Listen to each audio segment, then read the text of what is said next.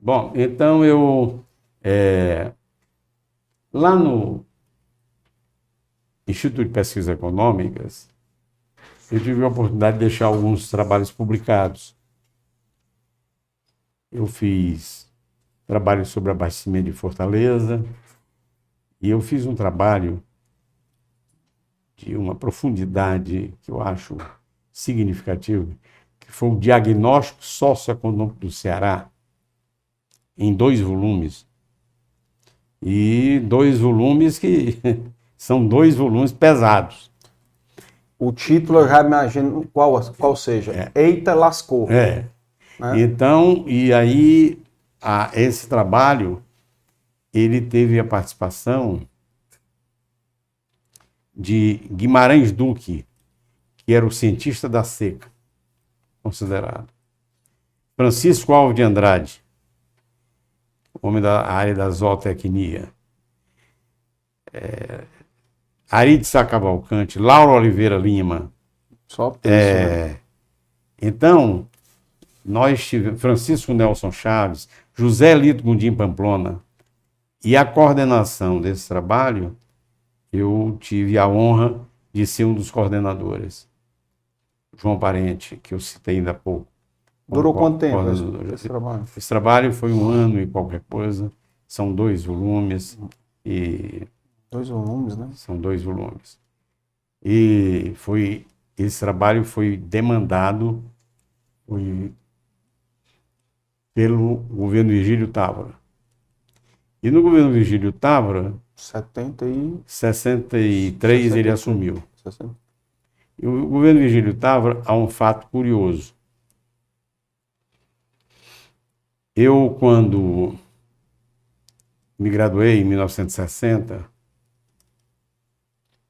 eu fui eleito presidente da Ordem dos Economistas do Ceará. Não existia Corecon, não existia Sindicato dos Economistas, havia a Ordem dos Economistas, e eu fui presidente. E eu, então, quando Virgílio foi eleito e foi convidado para proferir uma palestra na Federação das Indústrias, que era no edifício Jangada, na esquina da Major Facundo com o senador Alencar, eu fui lá, ouvi o governador. Ele não havia tomado posse ainda. Governador eleito só, né? Governador eleito. E eu me apresentei a ele e me colocando à disposição para colaborar, se necessário fosse, no plano de governo. Ele marcou um encontro comigo e disse que havia convidado o economista Hélio Beltrão, que depois foi ministro. Ele ainda não havia sido ministro, que é pai da Maria Beltrão, da televisão. Né? Uhum. Então, o Hélio Beltrão veio com a equipe para coordenar esse projeto, e o coordenador local, o coordenador do Ceará, foi o engenheiro e economista José Elito Gondim Pamplona.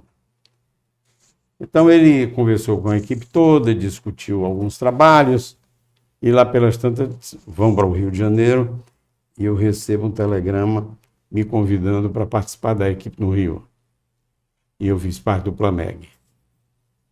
Então, o Plano de Metas Governamentais, o número 1, eu fui um dos autores. Eu fiz parte do Plameg. Foi um aprendizado, eu era um recém-formado praticamente, muito jovem, e foi uma grande escola para mim. Foi um aprendizado grande. Você vê que eu venho de um aprendizado do Banco do Nordeste, e o Banco do Nordeste começou a operar em 54. Em 55 eu fiz concurso, em 56 eu assumi. É quase que um pioneirismo aí. E eu fui trabalhar no Plameg, que foi o primeiro plano de governo do Ceará. Foi daí que surgiu Distrito Industrial de Maracanaú, foi daí que surgiu a energia de Paulo Afonso. Por essas coisas que aconteceram naquela ocasião, transformadoras, e que o Virgílio fez uma coisa que foi extraordinária na transição com o Pascoal Barroso, que foi quem lhe antecedeu. O Pascoal era governador, o Virgílio assumiu, mas o Virgílio pediu ao Pascoal para criar o BEC, a CODEC e a CODECIF, que depois se transformaram em Bandes, e a SUDEC, que era uma autarquia, que praticamente que era quem monitorava o Plameg. A execução do Plameg, toda ela foi monitorada pela SUDEC.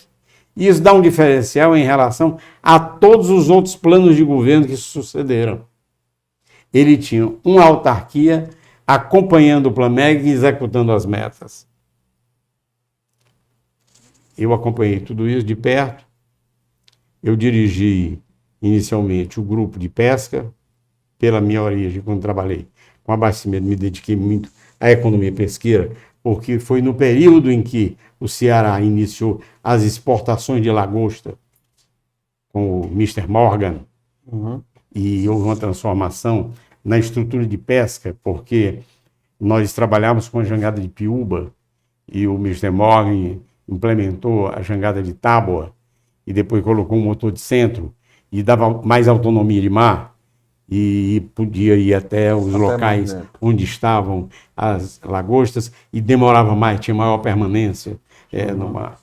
Então, todas essas coisas eu vi, participei, acompanhei, escrevi, e lá pelas tantas, o Virgílio achou que deveria criar uma sociedade de economia mista, que o grupo de pesca era criado por uma portaria, era uma coisa frágil, e fazia parte desse grupo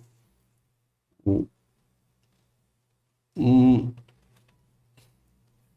homem, um profissional especialista em piscicultura, Rui Simões de Menezes, que dirigia o Serviço de Piscicultura do DENOX.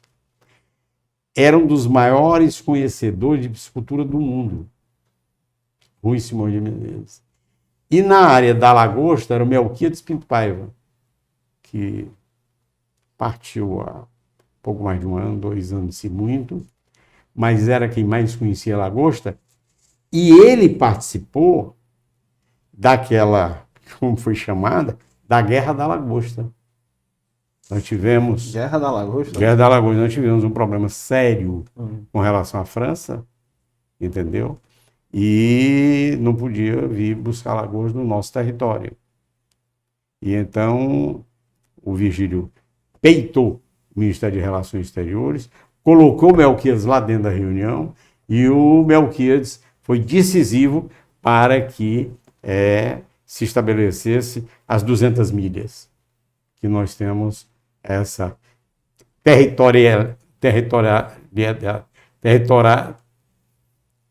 essa divisão de território. De território oceânico. Oceânico, né? Território oceânico.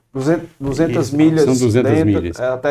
Que foi discutido nesta reunião, e que o Melquiades foi decisivo para isso aí, e eu dirigi o grupo de pesca. E o que foi? As empresas francesas estavam vindo no capturar lagosta aqui. Aqui no Ceará, na costa. Então, essas coisas todas eu vivi, tá certo? Então, ninguém lhe contou, né? Não, ninguém me contou. Eu estou contando. Aí para quem está ouvindo aí depois. Né? Então, o que ocorre? Aí o Virgílio achou que o grupo de pesca, que tinha sido criado por uma portaria, era uma coisa muito frágil, criou a CEPESCA, uma companhia mista. Naquela época estava muito em moda os governos criarem as companhias mistas. Por quê?